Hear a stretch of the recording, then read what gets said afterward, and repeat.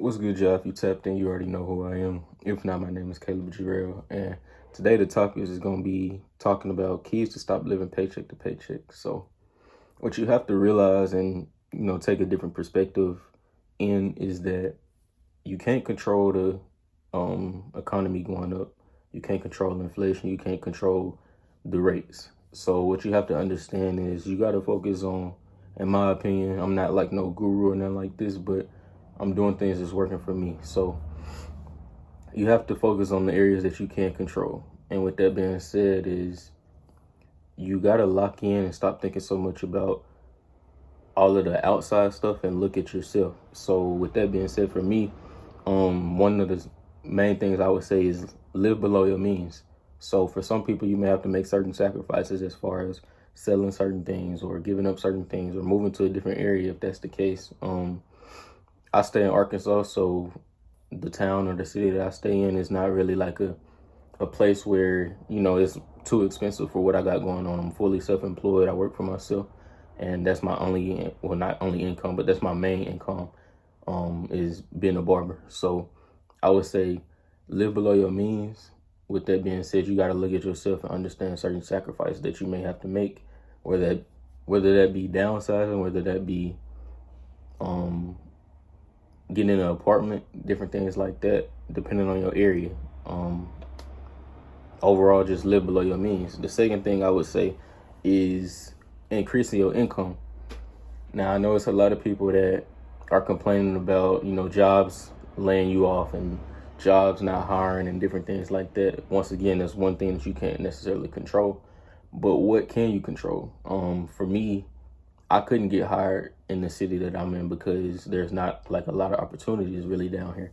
But I did have a skill in cutting hair that increased over time. So what did I do?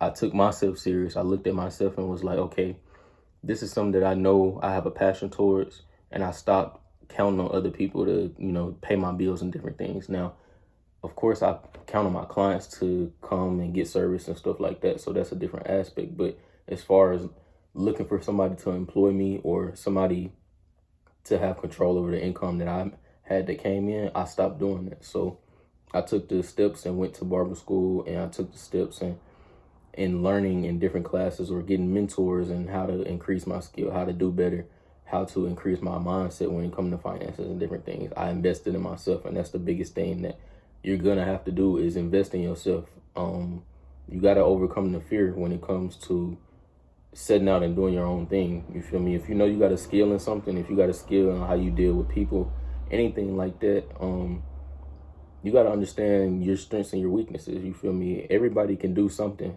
and everybody's going to need something, whether it be a service, whether it be some advice and different things like that. One of the biggest things that's going on right now is people making money from social media. And like I said, everybody down there got a phone. So everybody can make whether it be a side job or just an extra income or your main income, everybody can make more income. You feel me? But you have to do the things that will get you in that position to make more income. You feel me? So after that, I would say, after increasing your income, overall, I would say is having a better mentality with your finances, like understanding how money works, understanding that money is meant to be made and to make more money. You feel me? Instead of thinking like, yeah, of course you want to save money, but you also want to use your money to make money. And once you start flipping your mindset from like impoverished type of a mentality, like that's where I kind of grew up from. I didn't grow up really having, I'm not saying we was poor, but it wasn't like financial literacy taught in my home. So what did I have to do? I had to invest in myself once again and figure out, okay, what is it that I need to do to overcome being in a situation that I don't like? You feel me? Outside of me complaining about it, outside of me just living through it and not feeling like I'm where I want to be in life, there's action that I can take. And that action is, for one, holding myself accountable, and two, getting the knowledge, but being wise and also applying the knowledge. You feel me? It's one thing to get the knowledge and then just sit on the knowledge. You're even wiser when you get knowledge and then you apply it. You feel me? So the way I look at life is, okay, if there is something that I don't have knowledge in and I want to do better in that area, I'm going to either do the studying to get that research that I need and apply, or I'm gonna find myself and pay, or find people around me and pay them, or offer them certain things that I can offer them to get that knowledge from them. You feel me? For example, one of my clients that I cut right now for hair, he's one of my clients, and I'm a barber once again. He's a broker in real estate. So one thing that I offered him was for him to mentor me in real estate, which is something that I'm pursuing already. I would give him free haircuts, basically, whenever he would need it. I know he's always meeting up with clients and different things like that. So his image is going to always be something that he has to invest in. So therefore, I offered him free haircuts. And guess what? He's been one of my top mentors, one of the main people that I've been around that not only has become a friend, but a mentor, somebody that I can learn from, somebody I can throw different ideas off of. So that's why I say you have to look at yourself and see, like, okay, what can I have, or what can I give somebody else in return of really mainly knowledge to me.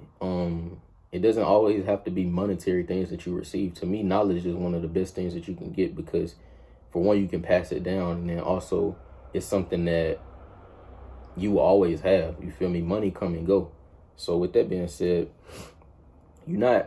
for one, you want to be serving other people at heart, and genuinely you want to serve other people.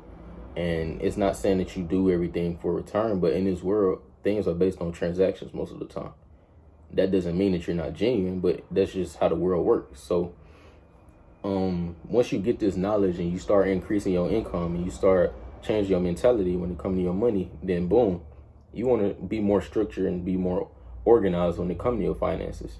You want to have certain accounts open to where when you get paid, you distribute this money. Like I said, once again, money is meant to be made to move around. When I say money is meant to be moved, I mainly mean money is meant to be used as a tool. Whether it be you invest in money, it's meant to be used as a tool. Whether it be you trying to travel, that's a tool that you have to have in order to be able to do some certain things. So once you have a mindset of living below your means, increasing your income, or doing what you can to keep more of your income. Another thing would be your structure and order once again. And then the last thing I would probably say is just the power of no.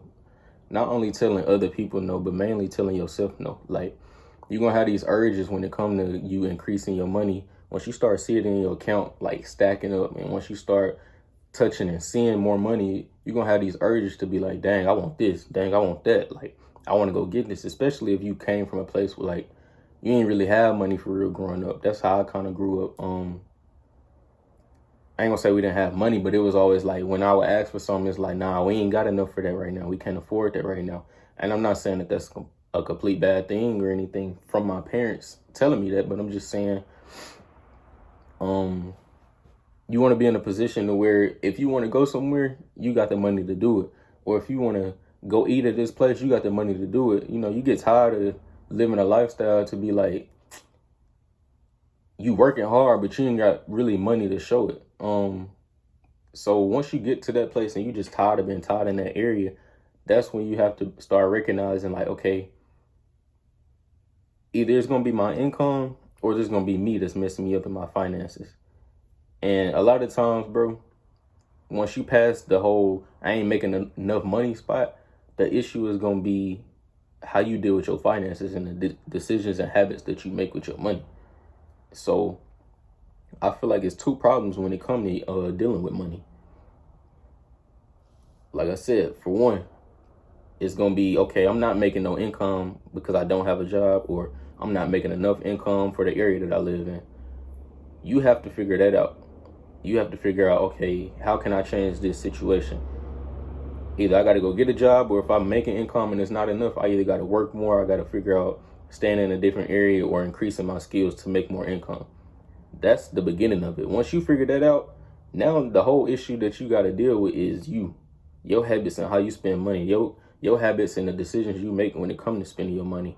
Are you somebody that you want to keep up with the Joneses, or are you somebody that you can sit on some money for a while? You can make money and not go spend it as soon as you make it. You feel me? And once you start getting in this mentality of using money as a tool to do certain things and have certain investments or having money put up to do certain things or go certain places, then you in a place where it's like, okay, I'm making this income, but how can I make more income with the income that I'm making? How can I make my money work for me?